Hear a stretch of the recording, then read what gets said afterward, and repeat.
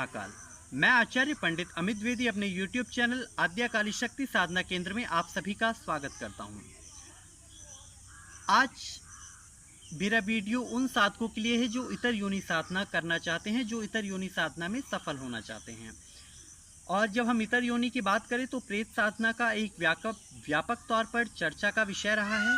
तो किस प्रकार से प्रेत विद्या के अंतर्गत हम प्रेत को सिद्ध कर सकते हैं। तो आज जो मैं आपको साधना बताने जा रहा हूँ, ये साधना बबूल के पेड़ के नीचे की जाने वाली साधना है, जिस साधना को 3 दिन करने के उपरांत तीसरे दिन प्रेत साधक के समक्ष या साधिका के समक्ष उपस्थित होता है।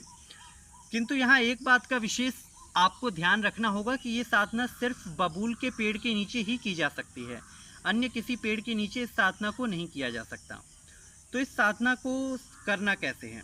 सर्वप्रथम आपको कृष्ण पक्ष की त्रयोदशी के दिन किसी भी बबूल के पेड़ के नीचे जाना है। सर्वप्रथम उस पेड़ का चुनाव कर लें और एक दिन पूर्व अर्थात द्वादशी के दिन या त्रयोदशी को प्रातः काल में जाकर लौंग, बतासे और चावल को हल्दी से रंग करके वहां न्योता दे आएं कि हे प्रेत, मैं आपको लेने के लिए आप सही आज से साधना शुरू करने आ रहा हूं, मुझे साधना करने की आज्ञा दीजिए। इससे पूर्व भगवान शिव के ओम नमः शिवाय का जाप जरूर कर लें। कम से कम 10,000 जाप ओम नमः शिवाय पंचाक्षरी मंत्र का जरूर करें, जिससे आपकी साधना में पूर्ण सफलता मिल सके, क्योंकि भगवान शिव ही भूतनाथ हैं, प्रेतनाथ हैं। तो इस साधना में आपको अपने साथ एक मिट्टी का घड़ा ले जाना है। उस घड़े को जल से भर लें और उसमें थोड़ा सा दूध जरूर डाल लें। लगभग 1 पाव के आसपास, 1 पाव आधा किलो के आसपास आप उसमें दूध मिला लें। उस घड़े को अपने साथ ले करके जाएं। साधक वस्त्र पहनकर जा सकता है, लेकिन वहां पर जाने के बाद पेड़ के नीचे खड़े होकर के आपको अपने वस्त्र उतार करके किनारे रख देने हैं और पूर्णतः निर्वस्त्र होकर उस घड़े के जल से आपको स्नान करना है। एक बात का और विशेष ध्यान रखें, नित्य प्रति 3 दिन तक आपको खीर नैवेद्य के तौर पर खीर पूड़ी का भोग बना करके घर से ले जाना है और इसे आप किसी पीपल के पत्ते पर भोग रख करके ले जाकर वहां पर अर्पित करें। साथ में एक लोटे में जल ले जाएं जो आप वहां अर्घ के तौर पर दे सकें। तो ये सामग्री लेकर के आपको जानी है और आपको बबूल के पेड़ के नीचे स्नान करना है। स्नान करने के उपरांत बिना कोई वस्त्र पहने, यहाँ एक बात का विशेष ध्यान रखना होगा कि जो ब्राह्मण हों या जिन लोगों ने हाथ में रक्षा सूत्र बांध रखा हो, सामान्यतः वो किसी भी जात के हों, लेकिन अगर कोई धागा जैसे रक्षा सूत्र हो गया, यज्ञोपवीत हो गया, ये सारी चीज़ें आपको अपने शरीर से हटा देनी है, कुछ भी नहीं रखना। कमर में कुछ लोग धागा पहनते हैं, पैरों में बांध लेते हैं, अंगूठे पे बांध लेते हैं कुछ लोग। तो इस प्रकार का कोई भी धागा या कोई बैंडेड, राखी, इस तरीके की चीज़ आपके हाथ पे उस समय नहीं होनी चाहिए, साधना काल के बीच में 3 दिनों तक, यानी कि नियमित रूप से। अब आपको वहाँ बैठ कर के चमेली के तेल का दीपक जलाना है। साधना करते समय में साधक का मुँह दक्षिण दिशा की तरफ होगा और बिना आसन के, बिना किसी वस्त्र के आपको बैठ कर के साधना करनी है।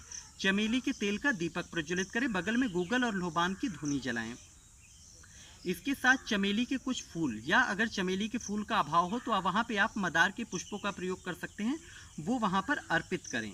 तदुपरांत वहाँ खीर और पूड़ी का भोग रखें और काली हकीक की माला से, ये विशेष ध्यान रखें, इस साधना को काली हकीक की माला से करना होता है। काली हकीक की माला आपकी प्रेत संस्कारित होनी चाहिए और अथवा उसे प्रेत संस्कारित कर लें। अब उस संस्कारित माला से आपको मेरे द्वारा बताए हुए मंत्र का नित्य 11 माला जाप करना है। 11 माला जाप करने के बाद 108 आहुति आपको हवन सामग्री में तैयार करके 108 आहुति हवन सामग्री और घी की वहां अर्पित करें। मंत्र को ध्यान से सुनें। ओम श्रीम बम बम भूम भूतेश्वरी एकम प्रेत मम संग में कुरु कुरु स्वाहा। ओम श्रीम बम बम भूम भूतेश्वरी एकम प्रेत मम संग में कुरु कुरु स्वाहा। इस मंत्र को ध्यान से आप लिख लें, कंठस्थ कर लें। साधना शुरू करने से पूर्व इस मंत्र को पूर्णतः कंठस्थ कर लें, तभी साधना को शुरू करें, क्योंकि गलत उच्चारण होने से साधना में नकारात्मक परिणाम आ सकते हैं। साधना करते समय में कई बार आपके आसपास कोई सर्प या किसी अन्य जानवर के आने की प्रतीति आपको हो सकती है, तो साधक को भयभीत नहीं होना चाहिए।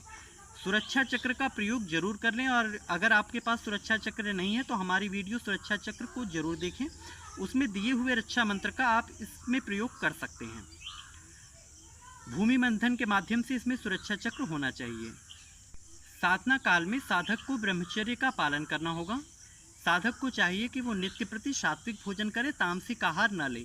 और वहाँ पर अगर आप तामसिक भोग देते हैं तो उससे तमोगुणी प्रिय जागृत होता है, लेकिन वहाँ कुछ बीज मंत्रों में परिवर्तन करना होता है, अन्यथा वो नकारात्मक परिणाम दे जाते हैं।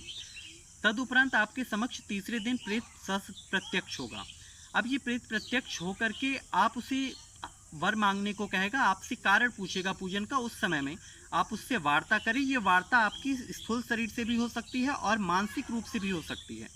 हमेशा प्रत्यक्षीकरण का अर्थ आप उसे सशरीर खड़ा होकर के कोई आके आपके घर में झाड़ू बर्तन करे तो ही प्रत्यक्ष नहीं माना जाता।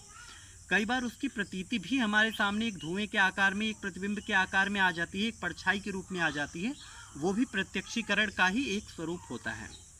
तो इस बात का ध्यान रखिए कि उससे आप बात करके उससे त्रिवाचा लें।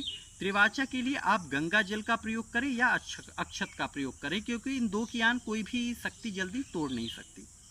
इन बातों को ध्यान में रखते हुए अगर आप साधना करेंगे तो अवश्य सफल होंगे। जय महाकाल।